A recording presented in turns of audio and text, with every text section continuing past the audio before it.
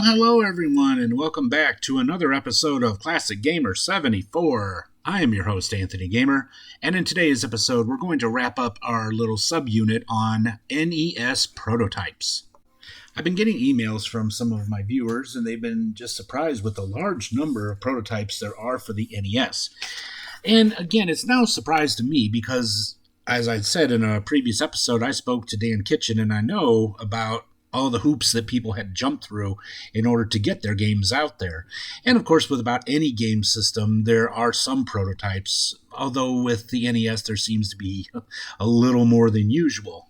Usually, when I do these prototype episodes, I can wrap it up in about maybe 2 or 3, but there's been quite a few for this one, almost as many as there are for the Atari 2600. I didn't even touch on all those in the original series. But anyway, so for now, we're going to wrap up this little subunit on NES Prototypes. And at the end, I'm going to have a little bit of a presentation about some of the prototypes that have not yet been dumped or made commercially available. Or, excuse me, not commercially, have not been made available to the general public. So, without further ado, let's get into the games. And our first game for today is Zybots. Now, what you're looking at here is the arcade version of the game, which is totally freaking awesome. Now, in this game, you take on the role of either Rock Hardy or Ace Gun. Okay. Battling evil enemy Zybots with a laser gun, seeking cover from the enemy fire behind various objects and attempting to reach the level's exit. Wow, this is a neat game. It really is. And oh wow, I started playing this, and when I recorded the game footage, I kind of went a little nuts and kept playing longer than I should have. But anyway, so this game came out in 1987 and was released by Atari Games. So let's take a look at the canceled NES port. Alright, so here is the NES version of Zybots. Now, it is fully functional. It plays almost identical to the arcade and not really a bad port at all. So you basically go around shooting these evil robots or Zybots and picking up money, shields, spending money at the store and getting upgrades, shield upgrades.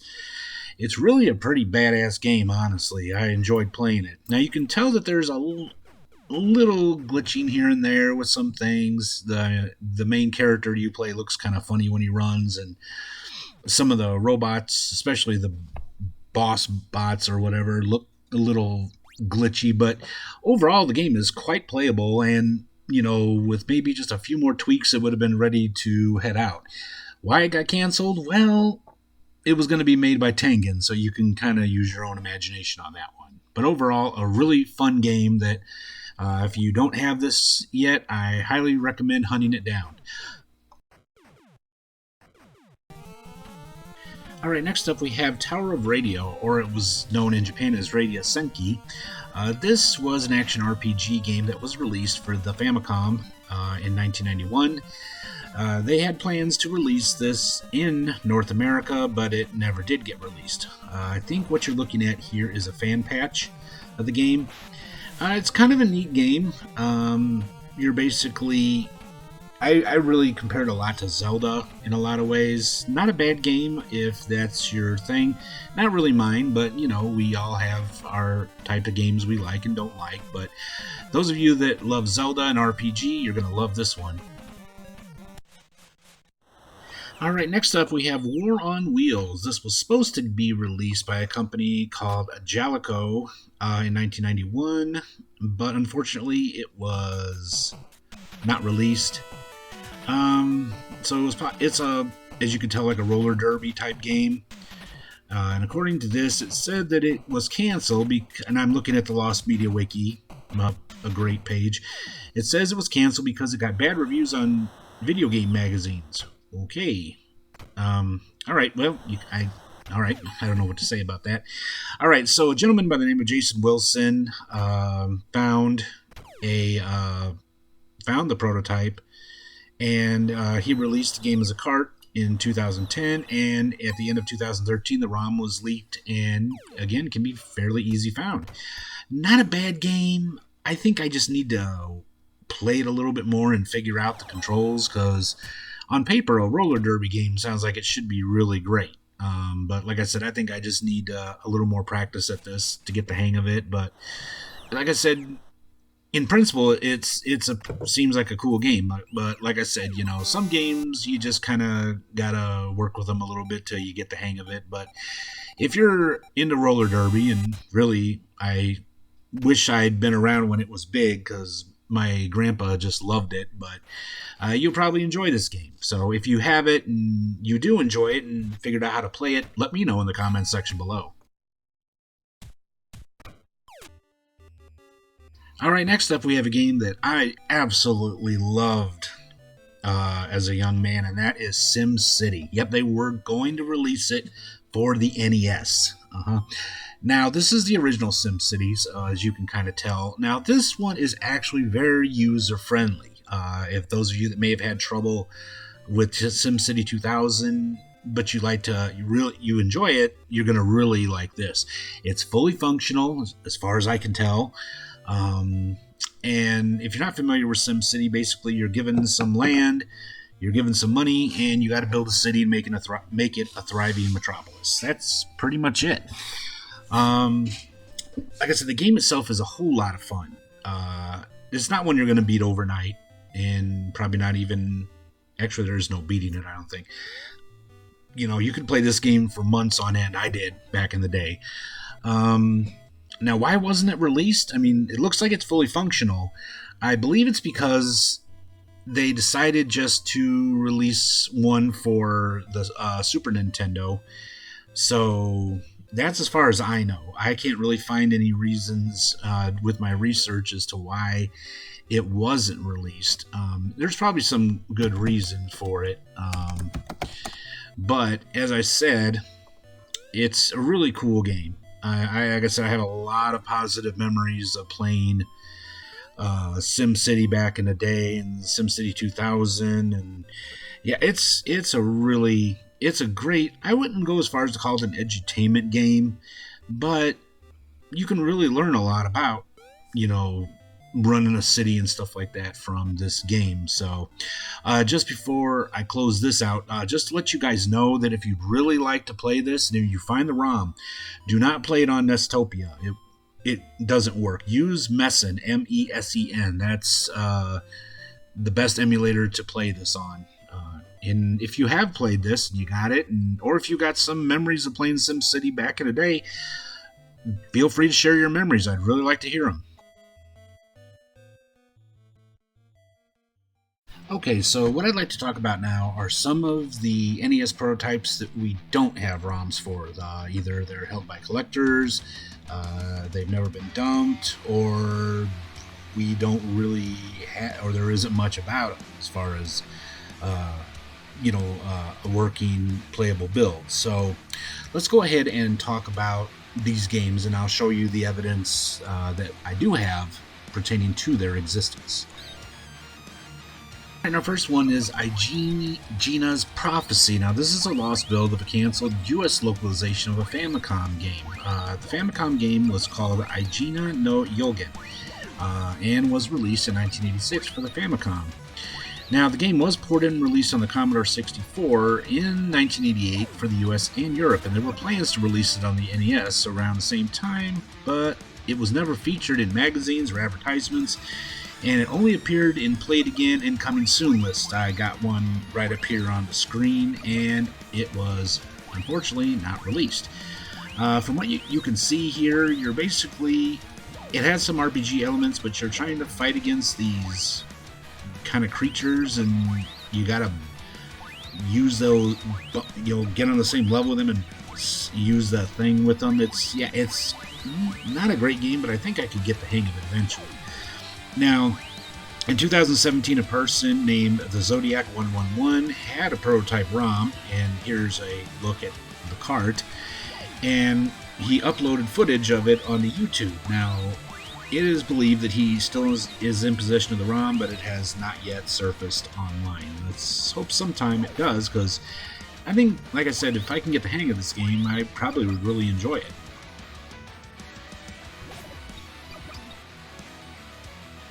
Alright, next up we have a game that's called American Crisis. It was developed by a Taiwanese company called Computer Entertainment in 1991 for American Video Entertainment. Very little is known about this because it was never released. A Famicom prototype has been found a few years ago, and all we know is the game involved the Iraq War and Iran, I guess. According to the only description I could find on bootleggames.fandom.com, you're a soldier and you have to exit the stage while avoiding enemies and other dangerous stuff coming at you. You can choose between Iran or Iraq before starting the game. Iraq is much harder than Iran. This revision of the game does not have music except for some sound effects. ABE was going to be the only publisher of the game, but they went bankrupt when the game was completed, and the game has still not yet been dumped. I was only able to find one screenshot, and unfortunately I couldn't get it to download.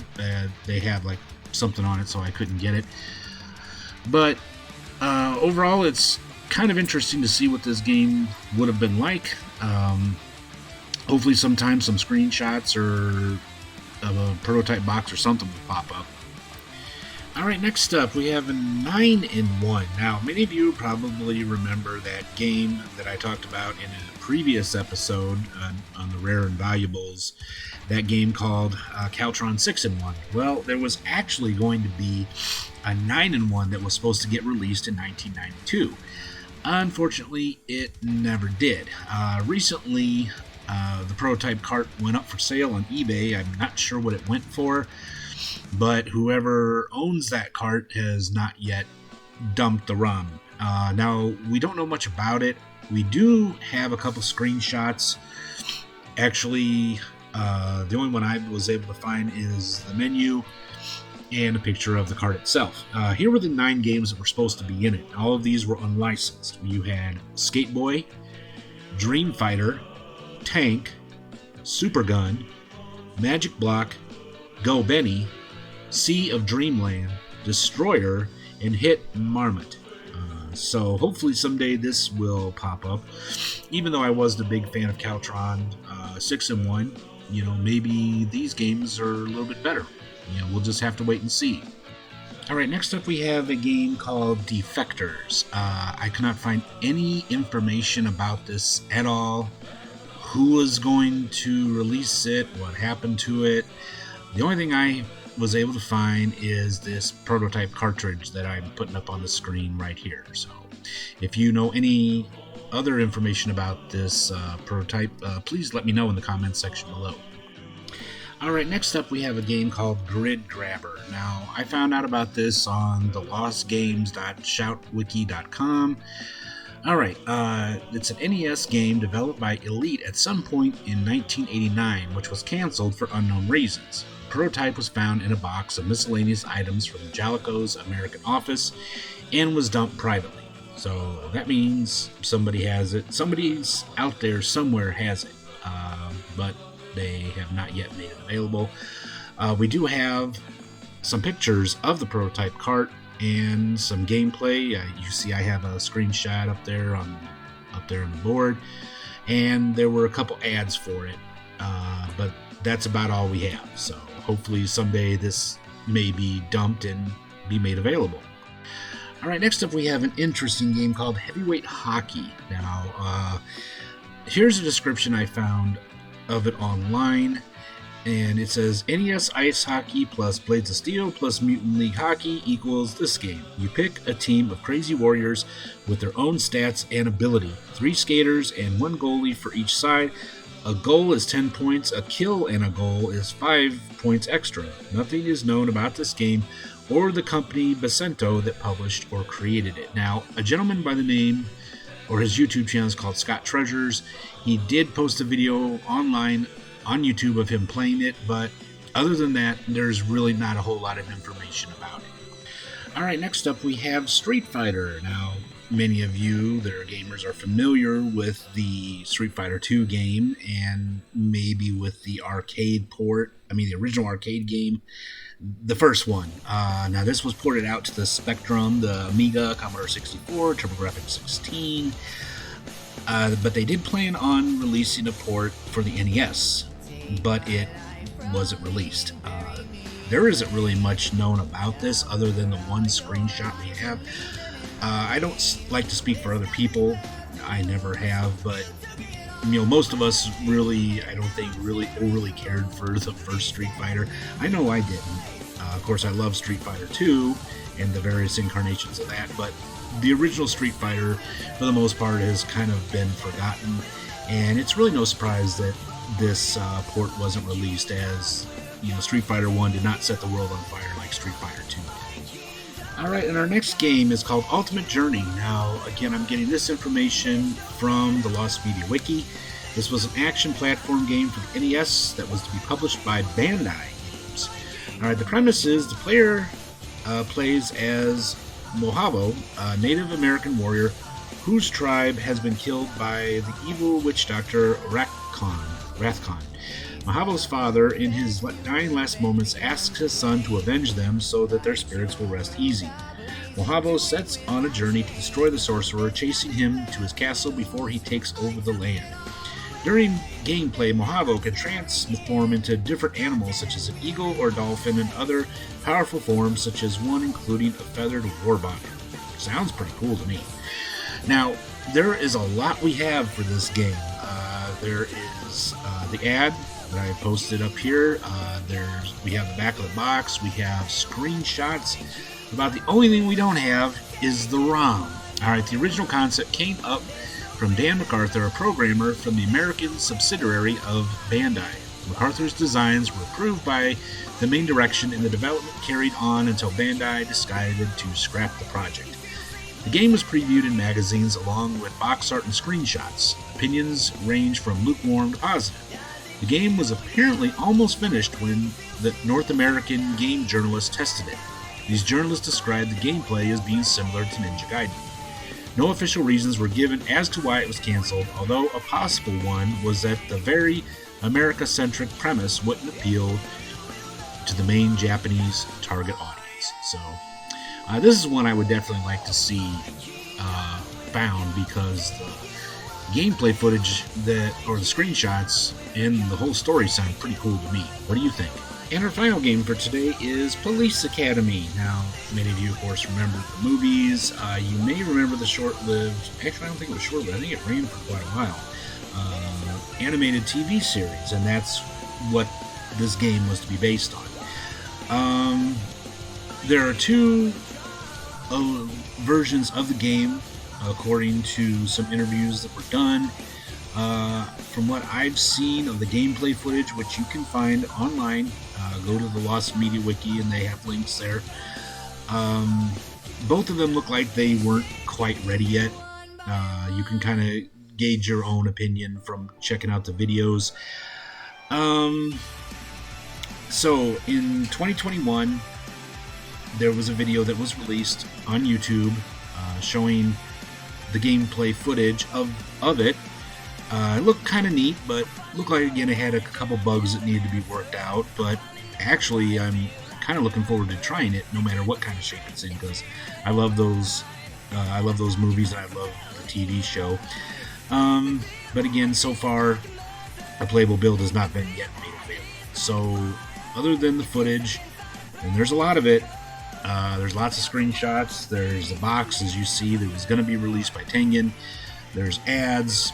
Basically, there's all kinds of stuff we have about it, but like I said, we don't yet have the ROM. So hopefully someday a playable build, whether it's complete or not, those of us that are interested in prototypes, we don't care.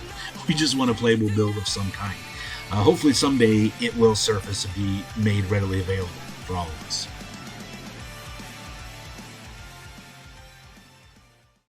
In our next episode, we're going to compare some NES games with their arcade counterparts. So it's like an AVP, but strictly with the NES. So I guess you could say it's arcade versus NES. Well, that concludes this episode of Classic Gamer 74. I really hope you all enjoyed it, and thank you for sticking with me to the end. I really, really appreciate it more than you know. If you did enjoy this episode, let me know by giving me a big thumbs up, subscribe if you haven't already, and don't forget to click that little bell icon down there so you'll be notified when I upload any new videos.